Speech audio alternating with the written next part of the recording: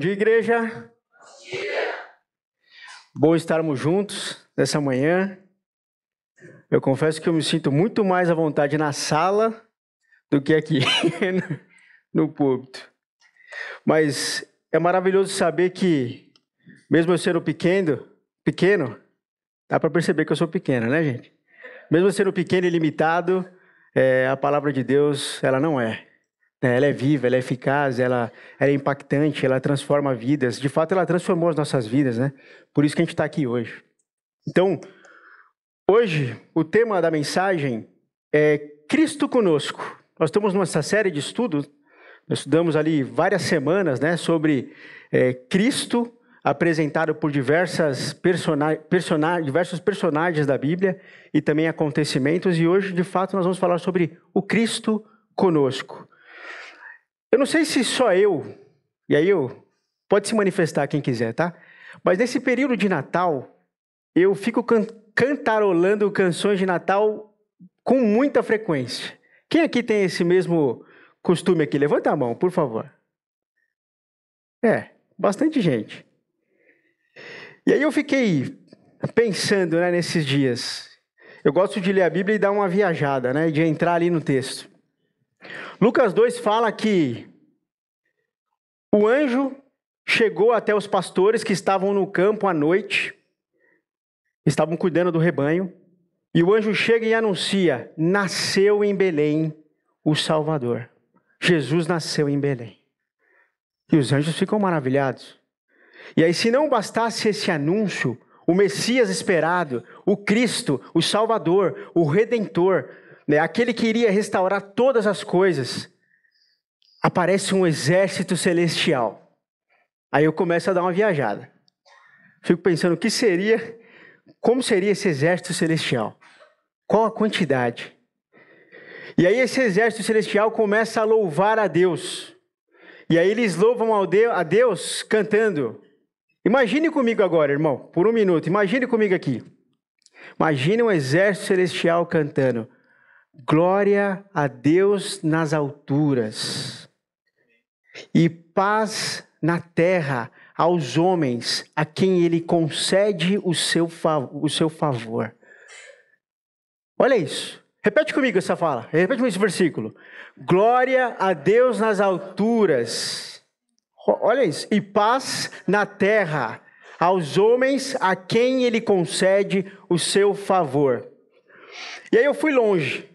Nós tivemos uma cantata aqui no ano passado, que não sai da minha cabeça a cantata. Frequentemente eu estou cantando ela. E uma das músicas eram sinos. E nessa música tinha uma parte que falava assim: glórias a Deus nas alturas, hosana, Jesus é o Senhor. E isso fica na minha cabeça ali radiando direto. Quem é como o nosso Deus? Quem é como o nosso Deus? Hoje, nós vamos celebrar o Natal. Nós não sabemos que dia Jesus nasceu, mas de fato Ele nasceu. Nasceu em Belém o Salvador. O que seria de nós se Ele não tivesse nascido? O que seria de nós? Nasceu o Salvador. E é por isso que a gente está aqui reunido hoje. Para adorar, para glorificar, porque Ele é digno de toda honra, de toda glória e de todo louvor. Eu perguntei para minha filha ontem, para Ana Luísa. Ela está aí, amor? Perguntei para Ana Luísa hoje: o que é Natal? Aninha, vem cá um pouquinho. Ela não sabe disso, tá? Filho, o que é o Natal para você? Natal significa para mim que Deus nasceu, Deus é o nosso Salvador, sempre vai estar presente com a gente, vai estar sempre nos nossos momentos mais difíceis. É isso. Obrigado, filho. Pode ir.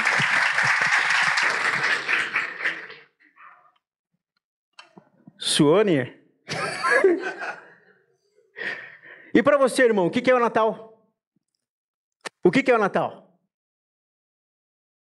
Vamos ver sobre isso nessa manhã, tá? Peço que você abra a sua Bíblia, por favor, em Mateus capítulo 1, versículo 18 ao 23. Deixe sua Bíblia aberta, seu celular aberto, que a gente vai folhear em Mateus, tá? Mateus capítulo 1, versículo 18 ao 23. É uma passagem bastante conhecida nossa. Vamos olhar ela, vamos relembrar. Mateus capítulo 1, versículo 18 diz: Foi assim o nascimento de Jesus Cristo. Maria, sua mãe, estava prometida em casamento a José. Mas antes que se unissem, achou-se grávida pelo Espírito Santo. Por ser José, seu marido, um homem justo, e não querendo expô-la à desonra pública, pretendia anular o casamento secretamente. Mas depois de ter pensado nisso, apareceu-lhe o anjo do Senhor em sonho e disse: José, filho de Davi, não tema receber Maria como sua esposa, pois o que nela foi gerado procede do Espírito Santo.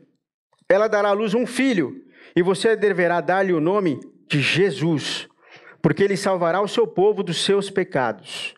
Tudo isso aconteceu para que se cumprisse o que o Senhor dissera pelo profeta: a virgem ficará grávida e dará à luz um filho, e lhe chamarão Emanuel, que significa, vamos falar junto? Significa Deus conosco. Senhor, obrigado, Pai, porque o Senhor é um Deus presente, o Senhor é um Deus de perto, o Senhor nos ama tanto que o Senhor se fez homem, habitou entre nós, nos mostrou o que é como viver de maneira agradável a Ti. Obrigado, Pai, porque mesmo sendo pecadores, o Senhor morreu por nós. O Senhor demonstra o seu amor, a sua bondade, a sua misericórdia a cada novo dia. Nós somos gratos por isso. E nós queremos, ó Pai, nessa manhã, conhecer-te mais. Nós queremos, ó Pai, conhecer-te mais. Nós queremos entender melhor sobre o Senhor, para que a gente possa te adorar cada vez mais, para que a gente possa, uma vez reconciliados contigo, através de Jesus, que a gente possa continuar esse ministério, promovendo e falando da reconciliação possível a todo homem que crê, se reconcilia com o Senhor. Obrigado, Pai, por essa manhã, obrigado pela vida de cada um aqui presente. Peço, Pai, que o Senhor me ajude a lembrar do que eu estudei. Fale, Pai, através de mim, que o Seu nome seja engrandecido nessa manhã. Nós clamamos a Ti, em nome de Jesus. Amém. Irmãos, nós estudamos aí ao longo das últimas semanas acontecimentos e personagens que apontavam para Jesus. O Antigo Testamento, ele apresenta diversas profecias acerca do Messias, acerca do Cristo.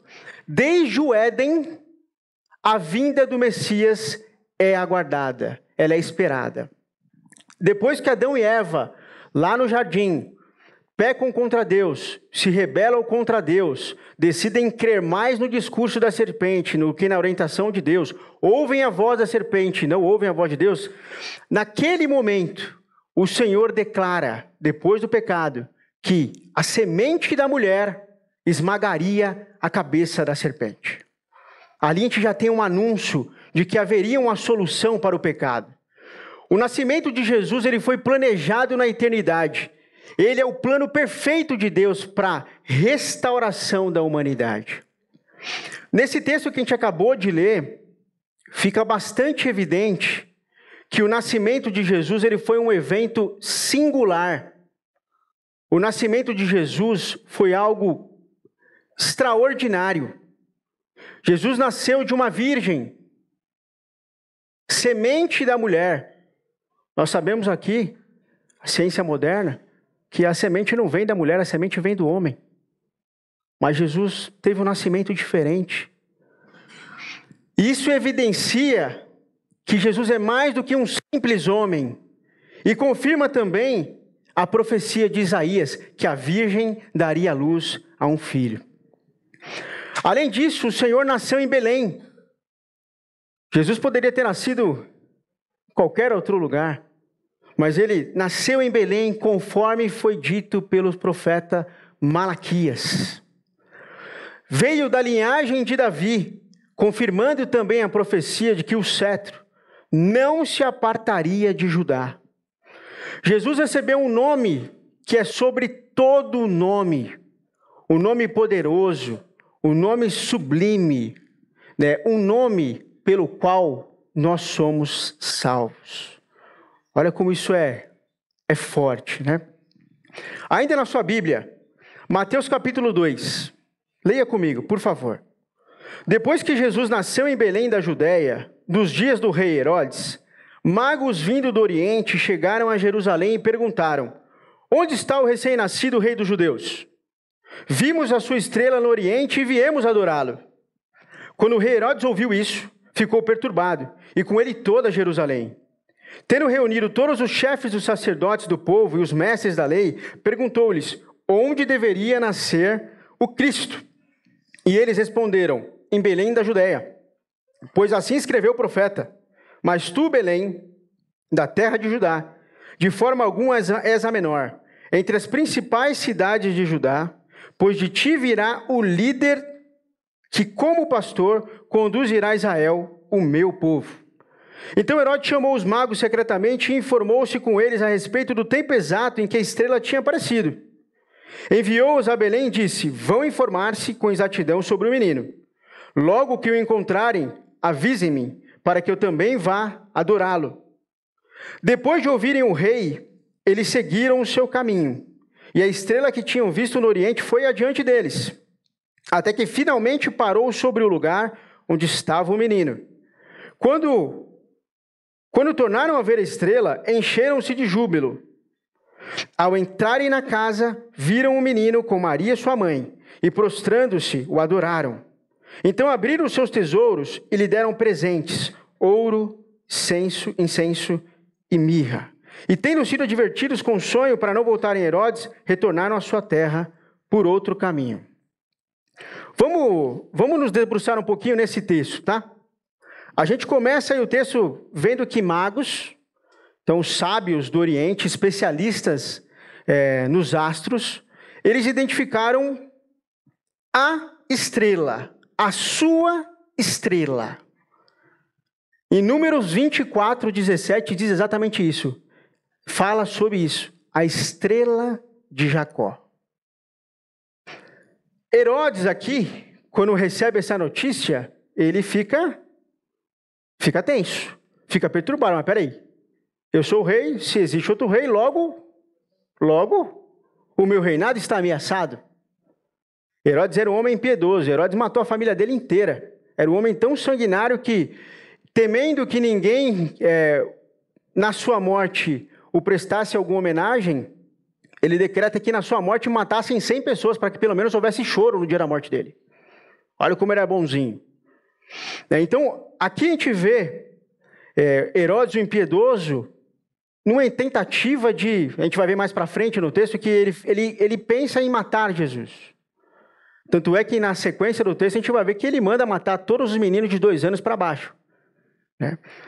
Mas o que me chama bastante atenção aqui é que esses magos chegam em Jerusalém, Herodes fica preocupado, todo Jerusalém fica preocupado, todo o povo fica preocupado, e Herodes pergunta para o povo: mas e aí, onde que Jesus ia nascer? E aí os mestres da lei, os religiosos dizem: olha, segundo a profecia ele vai nascer em Belém. Os magos vão até Belém, cerca de 8 quilômetros de Jerusalém. Mas os mestres, os religiosos, não. A gente não vê isso no texto.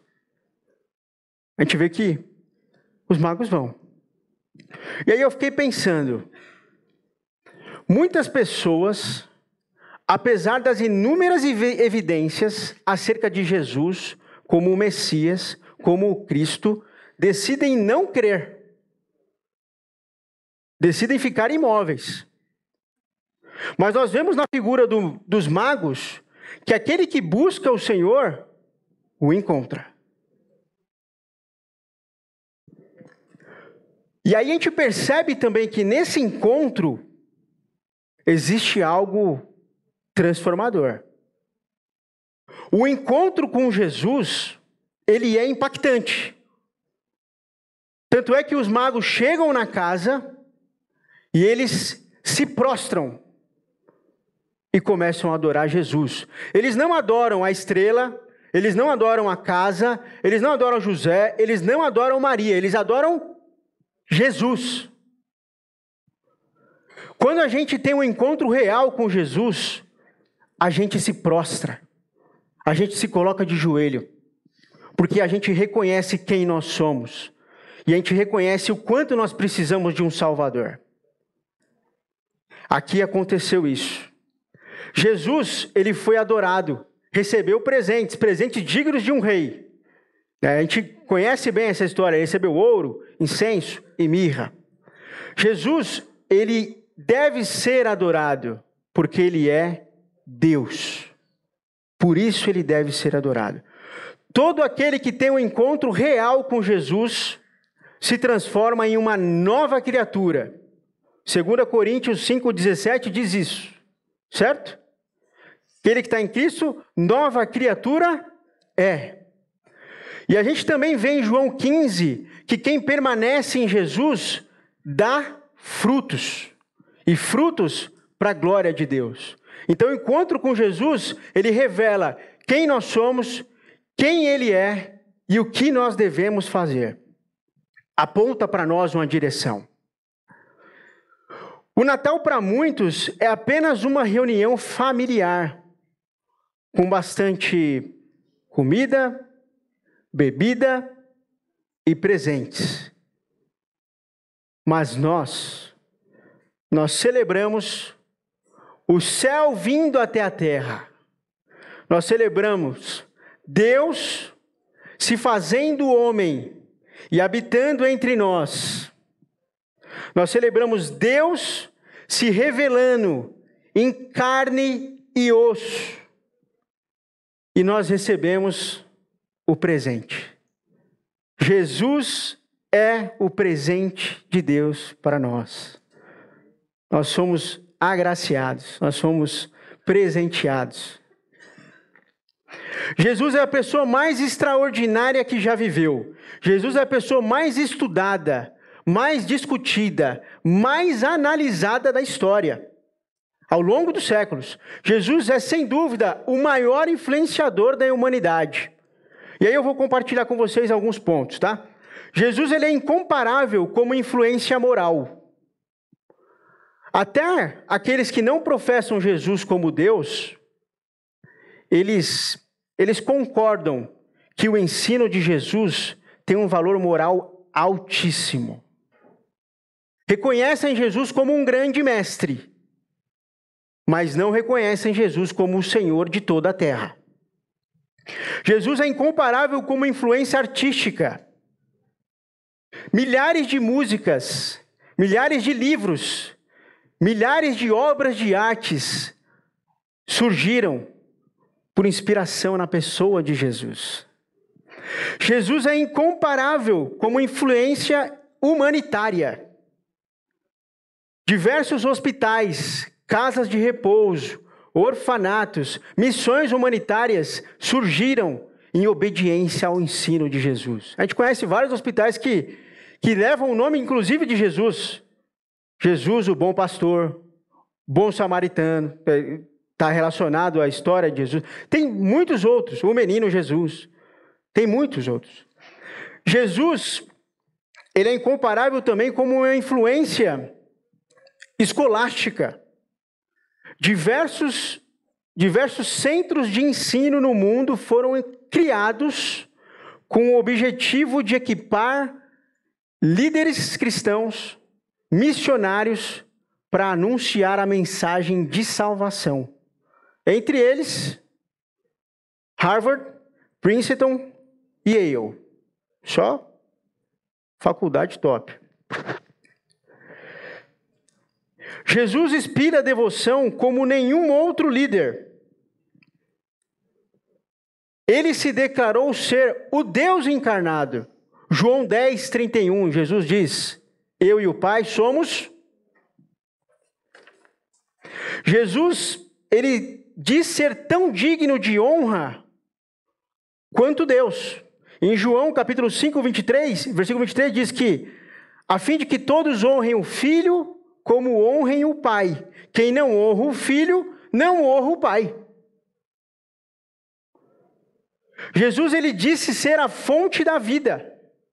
Em João 5,26, Jesus diz que, assim como o Pai tem a vida em si mesmo, também concedeu ao Filho ter a vida em si mesmo. Jesus também disse ter autoridade para conceder vida eterna. Esse versículo é mais conhecido nosso. João 5,24. Quem ouve a minha palavra e crê naquele que me enviou, tem a vida eterna, e não entrará em condenação, mas passou da morte. O salário do pecado é a morte, mas o dom gratuito de Deus é a vida. E a vida se manifestou entre nós. Jesus, o Filho de Deus, se fez homem, entregou a sua vida, morreu em nosso lugar, para que nós pudéssemos ter vida, e vida em abundância.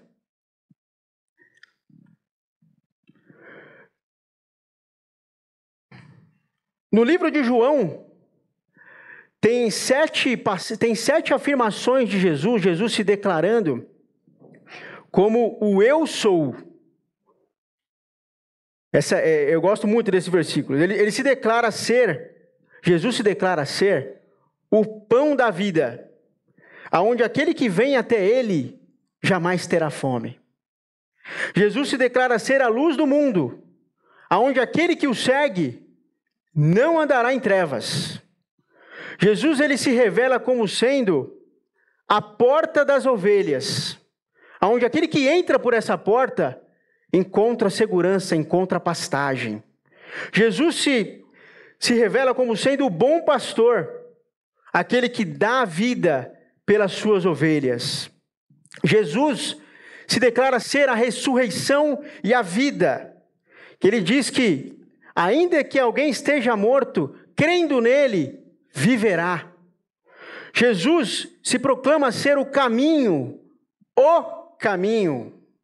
a verdade e a vida, aonde só conseguimos acesso ao Pai através dele.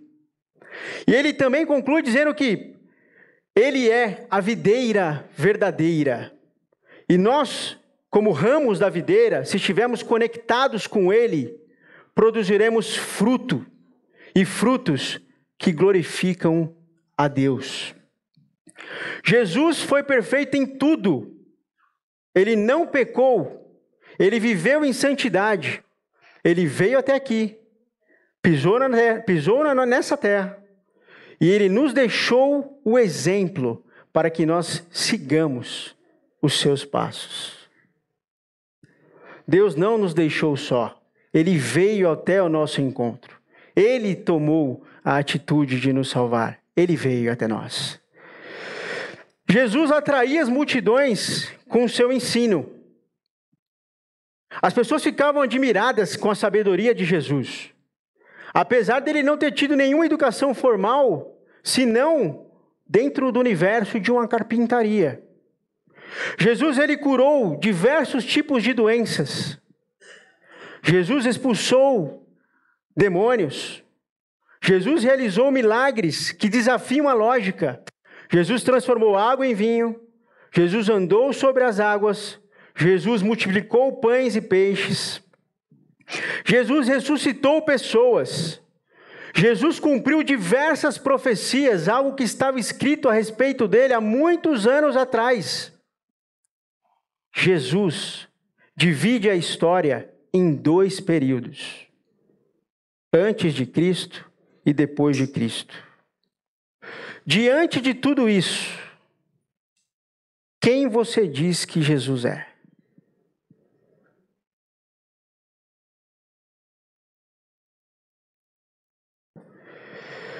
Diante de Jesus, nós precisamos tomar uma decisão. João capítulo 3, versículo 16 e 18, diz que: porque Deus amou o mundo de tal maneira que deu o seu único Filho, para que todo aquele que nele crê não pereça, mas tenha a vida eterna. Ele enviou Jesus não para condenar o mundo, mas para salvar o mundo. Quem crê no Filho tem a vida eterna. Quem não crê no Filho não tem a vida eterna. E a ira de Deus permanece sobre ele. Porque o pecado, ele tem que ser punido. Jesus, ele nos coloca numa situação onde nós temos que, de fato, tomar uma escolha, fazer uma decisão. Diante de tudo isso, nós podemos rejeitá-lo como filho de Deus, ou diante de tudo isso, nós podemos recebê-lo, nós podemos recebê-lo como filho de Deus, como Salvador, que nasceu, que viveu, que morreu, que ressuscitou e que prometeu que um dia voltará para nos buscar. Eu sei que muitos de vocês aqui, muitos de nós aqui já tomaram essa decisão, já fizeram essa escolha. Se alguém aqui ainda não tomou essa decisão, não fez essa escolha, esse é um momento bastante oportuno. Que Jesus seja adorado hoje, no Natal, mas não somente hoje. Que Jesus seja adorado hoje e sempre, porque Ele é digno de toda a honra e de toda a glória. A mensagem do Natal, ela deve ser proclamada. Jesus se fez homem, nos reconciliou com Deus através do seu sacrifício de cruz. E Ele nos confiou o ministério da reconciliação. Quer falar para as demais pessoas exatamente isso. Jesus nasceu com um propósito. Ele nasceu para nos salvar dos nossos pecados. Ele é o único sacrifício perfeito e aceitável. Ele é o único que poderia pagar essa conta e nos reconciliar com Deus. É nisso que nós cremos. E é isso que nós temos que proclamar também. Que Deus abençoe você e a sua família. Amém.